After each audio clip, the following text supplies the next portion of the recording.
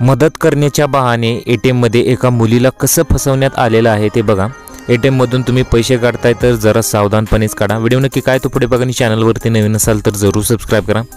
24 वर्षीय मनाली प्रमोद दोंदे ही तरुणी पैशांची आवश्यकता असल्याने मंगळवारी सकाळी 10:15 वाजता पुणे रोडवर असलेल्या बोधले नगरमधील एसबीआय बँकेच्या एटीएम मध्ये गेली होती। त्याचवेळी एटीएम सेंटरच्या आजूबाजूला 7 संशयितांनी तिला हेरले।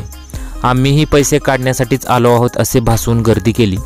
30 ते 50 वयोगटातील या संशयितांनी एटीएम सेंटरमध्ये गर्दी करून लवकर पैसे काढा, आम्हाला वेळ होत आहे असे बोलून तरुणी मशीनमध्ये पैसे काढण्याची प्रक्रिया करत असताना चोरून तिचा एटीएम पिन पाहून घेतला। त्यानंतर पैसे काढून देतो, मदत करतो असे सांगत हात चालकीने तिचे एटीएम कार्ड ताब्यात घेतले। मात्र खोटे व तांत्रिक अडचणीचे कारण देत पैसे निघत नसल्याचे सांगून तिच्या एटीएम कार्ड सारखेच हुबेहूब कार्ड तिला दिले। त्यामुळे ती बाहेर गेली। त्याचवेळी संशयितांनी तिच्याकडील एटीएम कार्डचा गैरवापर करून तिच्या वडिलांच्या बँक खात्यातून एकदा 10,000 व दुसऱ्यांदा 9,000 असे 19,000 रुपये परस्पर काढून पळ केला। दरम्यान बँक खात्यातून एवढे पैसे वजा झाल्याचे मनालीच्या वडिलांना कळाले।